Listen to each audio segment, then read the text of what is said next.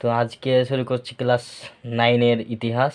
তো ফরাসি বিপ্লব, তো প্রথম চ্যাপ্টারে যে লেখা আছে সেটা হচ্ছে ফরাসি বিপ্লবের কয়েকটি দিক।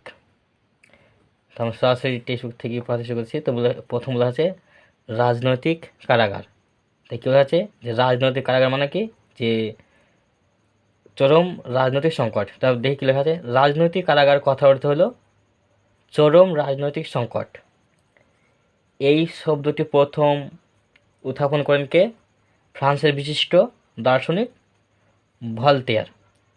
তিনি ফ্রান্সের সীমাহীন রাজনৈতিক সংকটকে রাজনৈতিক কারাগার বলে অভিহিত করেছেন। এবং ফ্রান্সের পূর্ব রাজতন্ত্র ছিল স্বৈরাচারী ও দৈব সত্য বিশ্বাসী। কী বলা হয়েছে যে ফ্রান্সের পূর্ব রাজতন্ত্র ছিল কীরকম? স্বৈরাচারী ও দৈব সত্য বিশ্বাসী। ঈশ্বর প্রদত্ত ক্ষমতা নীতির উপর নির্ভর করে চতুর্দশ লুই 1643 থেকে 1715 খ্রিস্টাব্দে ফরাসি রাজতন্ত্রকে সর্বময় ক্ষমতার আধারে পরিণত করেন। রাজার এই ক্ষমতা বোঝানোর জন্য তিনি তিনি একবার মন্তব্য করতেন, কী মনে করতেন, যে রাষ্ট্র কী বা রাষ্ট্র আবার কি, আমি রাষ্ট্র। এই কথা কে বলছে? চতুর্দশ লুই। রাজা আহ্বান না করলে স্টেটস জেনারেলের অধিবেশন বসত না। তার দৃষ্টিতে রাজা ও রাষ্ট্রের সত্তা ছিল অভিন্ন। তিনি বলতেন, ঈশ্বর যেমন অভ্রান্ত, রাজাও তেমনই অভ্রান্ত। এই অভ্রান্ত কর্তৃত্ববাদকে ভিত্তি করেই চতুর্দশ লুই ফ্রান্সের শাসন পরিচালনা করতেন। রাজতন্ত্রের দম্ভ ও গরিমা তুলে ধরার জন্য তিনি প্যারিসের পরিবর্তে কোথায় নিয়ে গেল? ভার্সাইতে সুসজ্জিত ও বিলাসবহুল প্রাসাদ রাজদরবার সরিয়ে আনেন। কে কে আনছে?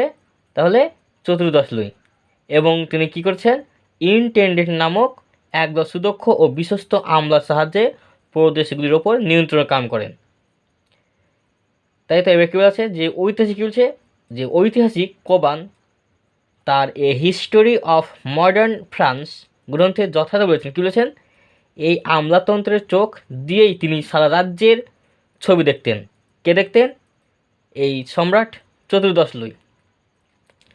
এবার কী বলা হচ্ছে, এই আমলাদের ক্ষমতা বৃদ্ধির সঙ্গে সঙ্গে অভিজাত শ্রেণীর প্রশাসনিক ক্ষমতার পালক খসানো শুরু হয়েছিল। তাহলে কাদের কাদের অসুবিধা হয়েছিল? অসুবিধা হলে এদের যে ওই অভিজাত শ্রেণীর প্রশাসনিক ক্ষমতার পালক খসানো শুরু হয়েছিল। এই কী হচ্ছে, ক্ষুব্ধ অভিজাতরা মনে মনে তৈরি হতে থাকে। পঞ্চদশ লুইয়ের সময় 1723 থেকে 74 খ্রিস্টাব্দে সার্বিক অবস্থার দ্রুত অবনতি ঘটতে থাকে। অভিজাতদের দুর্নীতি রাষ্ট্রযন্ত্রকে বিপন্ন করে তোলে। সংকট থেকে দেশ ও জাতিকে রক্ষা করার কোনো উদ্যোগই তিনি নেননি। ষোড়শ লুই 1774 থেকে 1793 খ্রিস্টাব্দে ছিলেন দাম্ভিক। তিনি নিজের ইচ্ছাকেই আইন বলে ঘোষণা করেন। তাহলে এখানে ষোড়শ লুই কী বলছে? ষোড়শ লুই বলছে যে তিনি নিজের ইচ্ছাকেই আইন বলে ঘোষণা করেছিলেন। তিনি অন্যদিকে ছিলেন বিলাসপ্রিয় ও দুর্বল চিত্র। তার দুর্বলতার সুযোগে ফ্রান্সের শাসনকার্য সম্পূর্ণভাবে অভিজাতিদের হাতে চলে যায়।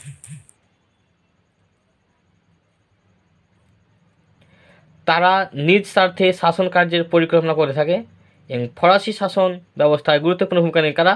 ইনটেন্ডেন্ট নামক এক কর্মচারী। তারা নিজ স্বার্থ সিদ্ধির জন্য চরম অত্যাচারী হয়ে ওঠে এবং জনসাধারণ তাদের অর্থলোপ নেকড়ে উপায় দেয়। তাহলে কারা দিচ্ছে এই উপাধি? ইনটেন্ডেন্টদেরকে। সেই জনসাধারণ মানে হচ্ছে যে তাদের জনসাধারণের ওপর ওই ইনটেন্ডেন্টরা খুবই অত্যাচার করতো, তাই তারা অর্থলোপ বা নেকড়ে উপাধি দিয়েছিল। ষোড়শ লুই এর আমলে রাজতন্ত্র চরম অবক্ষয়ের শেষ সময় উপনীত হয়েছিল। কিন্তু বাস্তবে রাজতন্ত্রের ক্ষমতাকে সীমিত করে রেখেছিল তিনটি সংস্থা, যথা কী কী? তাহলে সম্পদশালী চার্চ, পার্লামেন্ট এবং সীমান্তবর্তী প্রদেশসমূহ। এই সংস্থাগুলি রাজকীয় আইনকে অনুমোদন না দিলে তা কার্যকরী হতো না। সুতরাং ফ্রান্সের রাজারা ঐশ্বরিক ক্ষমতা দাবি করলেও বাস্তবে তাদের ক্ষমতাটা সীমিত। তাহলে কি বলছে এখানটায়? এখানে বলা হয়েছে যে ফ্রান্সের রাজারা ঐশ্বরিক ক্ষমতা দাবি করলেও বাস্তবে তাদের ক্ষমতা ছিল সীমিত। মানে তারা বলেছিল যে ঈশ্বরের যে ক্ষমতা সেই ক্ষমতা দাবি করেছিল, কিন্তু তা ছিল সীমিত। এবার আসছে ভ্রান্ত অর্থনৈতিক জাদুঘর হিসেবে ফ্রান্স, তাই না? তাহলে কি বলছে? এখানে বলা হয়েছে যে 18 শতকের মাঝামাঝি সময় থেকে ফ্রান্সের সাধারণ মানুষ যখন মুদ্রাস্ফীতি ও জনসংখ্যা বৃদ্ধির চাপে অসহায়, তখনও কিন্তু ফরাসি প্রশাসন আয় বৃদ্ধি বা ব্যয় সংকোচে অপারক ছিল। শুধু তাই নয়, ফরাসি কোষাগার শূন্য দীর্ঘদিন ধরে প্রশাসনের আয় ব্যয়ের সামঞ্জস্য ছিল না এবং ঋণের ওপর ভিত্তি করে সরকার অর্থ সংকলন করত, ঋণের উপর ভিত্তি করে। এবং কী হচ্ছে, প্রচুর ব্যয় হতো রাষ্ট্রীয় ঋণের সুদে। ঐতিহাসিক গডউইন দেখিয়েছিলেন যে 1799 খ্রিস্টাব্দে রাষ্ট্রীয় ব্যয়ের পরিমাণ ছিল 60 কোটি লিভার। এবার কী বলা হয়েছে যে সর্বোপরি ছিল যুদ্ধের ব্যয়। 1733 থেকে 83 খ্রিস্টের মধ্যে ফ্রান্সের 4টি যুদ্ধ করেছিল, যার খরচ হয়েছিল প্রায় 400 কোটি লিভার। এবং প্রচুর রাষ্ট্রীয় ঋণ করে যুদ্ধের ব্যয় মেটানোর চেষ্টা করা হয়েছিল। ঋণের এই সুদ গুনতে সরকার দেউলিয়া হতে বসেছিল। মানে যখন যুদ্ধ হয়েছিল সেই সময়তে অনেক টাকা খরচ হয়েছিল এবং সেই টাকা ব্যাংক থেকে তারা নিয়েছিল, কিন্তু এই নেওয়ার ফলে কী হলো, তাদেরকে সেই সরকারকে এই দেউলিয়া হতে বসতে হয়েছিল। এবং কী হয় জানতে যে 1774 খ্রিস্টাব্দে আগস্টে সোরস লুইকে তুর্গ বলেছিলেন, আর একটি কামান দাগা হলেই রাষ্ট্র দেউলিয়া হয়ে যাবে। এ কথা বলেছিল। কে বলছে? যে কে কাকে বললো? যে 1774 খ্রিস্টাব্দে সোরস লুইকে তুর্গ বলেছিল, আর একটা কামান দাগা হলেই রাষ্ট্র দেউলিয়া হয়ে যাবে।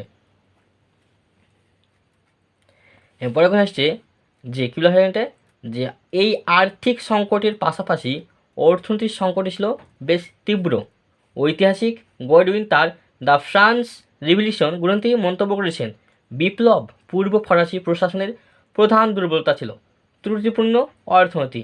সন্দেহ নেই, ভ্রান্ত অর্থনৈতিক সওয়ার হয়ে তারাই সংকটকে তীব্রতর করে তুলেছিলেন। প্রশাসনিক আয় ব্যয়ের মধ্যে সামঞ্জস্য বিধান বা ব্যয় সংকোচ কোনো নীতির কঠোর প্রয়োগ করে ব্যয় সংকলনের কোনো উদ্যোগ গৃহীত হয়নি। বুর্বর রাজতন্ত্র কেবল ঋণের ওপর ভর করে বিলাস ও জাঁকজমক চালিয়ে যেতে দ্বিধান্বিত ছিলেন না। রানী মাদাম পপিডু, মেরি অ্যাতনের প্রত্যেকেই সীমাহীন বিলাসী জীবনে অভ্যস্ত ছিলেন। মানে এরা যাই হয়ে যায়, তো এই ঋণ হোক তবুও তারা ও বিলাসবহুল যে আয় থাকা যায়, মানে সেটাই তারা ভাবতো। তো তার মধ্যে ছিল কে? ম্যারি অ্যাতোয়ানেট। এবং রাষ্ট্রকে প্রকৃত অর্থে কোনো সেবা দেয় না, এমন প্রায় 25,000 মানুষের ভরণ পোষণের জন্য বিশাল অর্থ ব্যয় করা হতো। এর সঙ্গে ছিল যুদ্ধজনিত ব্যয়। কীরকম হয়েছিল? যেমন প্রথম যুদ্ধ হয়েছিল কার সাথে? যে অস্ট্রিয়ার উত্তরের যুদ্ধ। কত সালে? 1740 থেকে 48। তারপরে হলো কি 70 বর্ষব্যাপী যুদ্ধ। কত সালে? 1756 থেকে 63 খ্রিস্টাব্দে। আমেরিকার স্বাধীনতা যুদ্ধে অংশ নিয়ে ফ্রান্সের রাষ্ট্রীয় ঋণের মাত্রা বিপুল হয়ে দাঁড়ায়। মানে যখন এই আমেরিকার সাথে যখন এই যুদ্ধটা হয়, মানে আমেরিকা যে স্বাধীনতা যুদ্ধ হয়েছিল, সেই যুদ্ধে অনেক ঋণের চাপা হয়েছিল, যার দরুন